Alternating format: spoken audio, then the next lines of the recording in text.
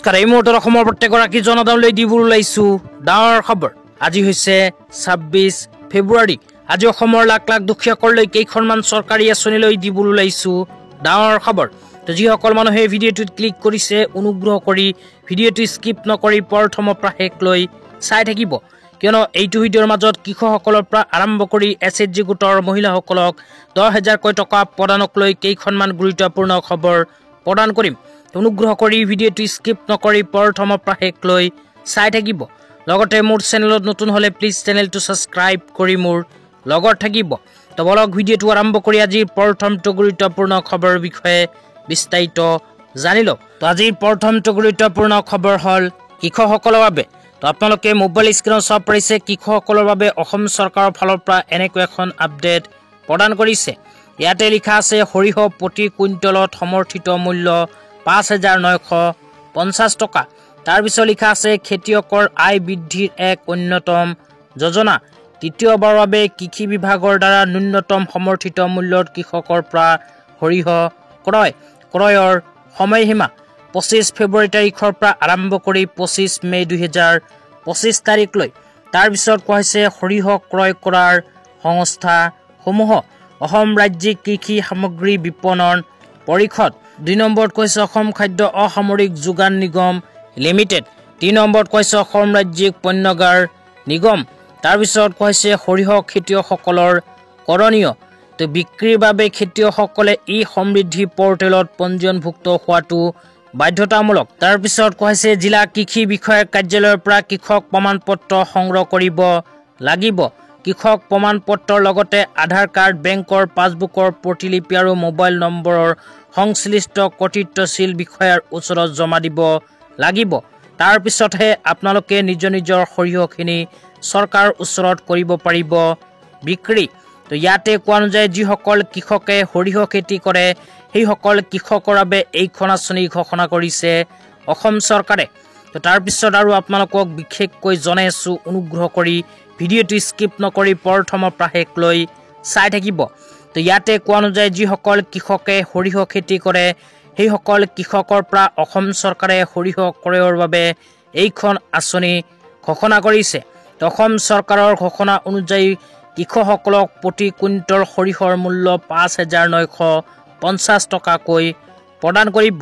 তো যিসকল কৃষকে নিজৰ সৰিয়হখিনি চৰকাৰৰ ওচৰত বিক্ৰী কৰিব বিচাৰে সেইসকলে ভিডিঅ'টো চাই আছে যদি এইটো ভিডিঅ'ৰ কমেণ্ট বক্সত কমেণ্ট কৰি জনাই দিব। লগতে কৃষকসকলে সৰিয়হ বিক্ৰী কৰাৰ পূৰ্বে কৰিব লাগিব পঞ্জীয়ন কৰাৰ বাবে ই সমৃদ্ধি পৰ্টেলত গৈ নিজৰ নামখন অন্তৰ্ভুক্ত কৰিব লাগিব।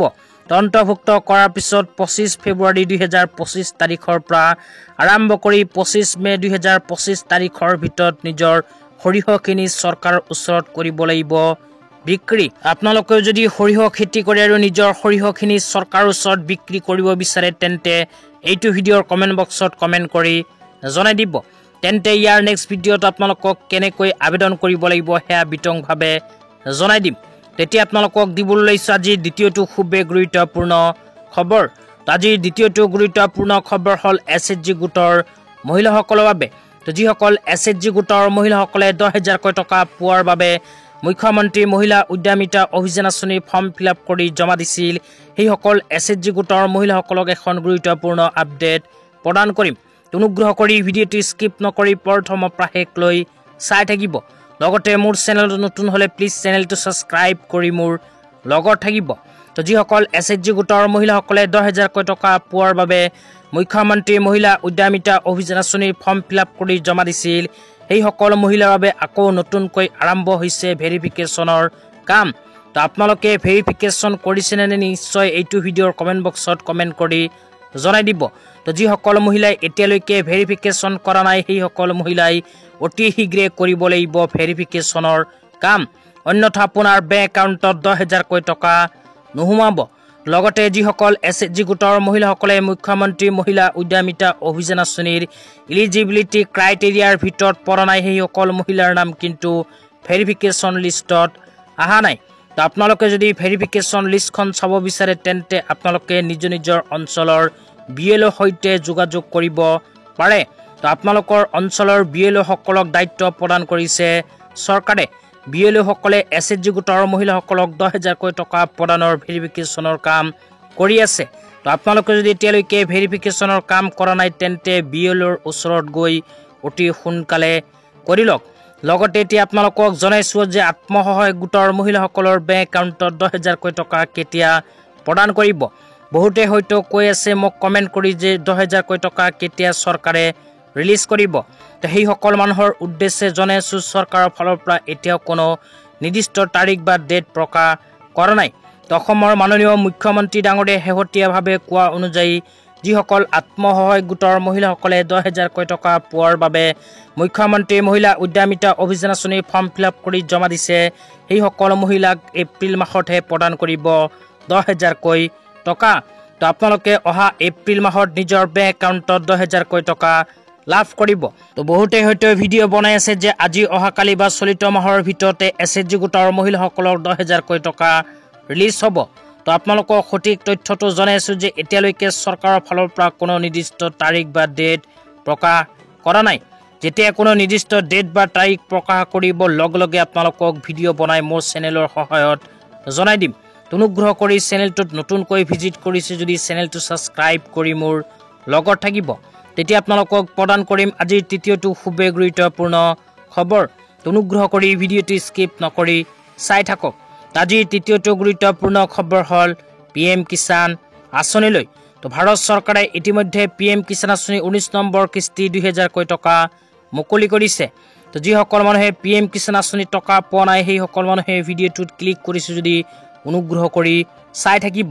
তো ভাৰত চৰকাৰৰ ঘোষণা অনুযায়ী যিসকল কৃষকে ইতিমধ্যে PM কিষাণ আঁচনিৰ এপ্লিকেশ্যন কৰি নিজৰ নামখন PM কিষাণ আঁচনিত অন্তৰ্ভুক্ত কৰি লৈছে সেইসকল কৃষকক প্ৰতি বছৰতে বেংক একাউণ্ট যোগে 6,000কৈ টকা প্ৰদান কৰিব।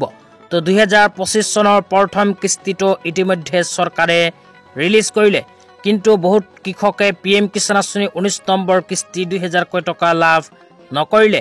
তো কিয় লাভ নকৰিলে সেয়া আপোনালোকক জনাই দিছোঁ। অনুগ্ৰহ কৰি ভিডিঅ'টো স্কিপ নকৰি চাই থাকিব। তো আপোনালোকক মোবাইল স্ক্ৰীণত এখন আপডেট দেখুৱাই আছোঁ। এনেকৈ এখন আপডেট চৰকাৰৰ ফালৰ পৰা প্ৰদান কৰিছে। তো ইয়াতে লিখা আছে EKYC কাৰবাও। তো তাৰপিছত আৰু লিখা আছে PM কিষাণ সন্মান নিধি যোজনা কি ৰুকি কিস্তি কা লাভ উঠাও।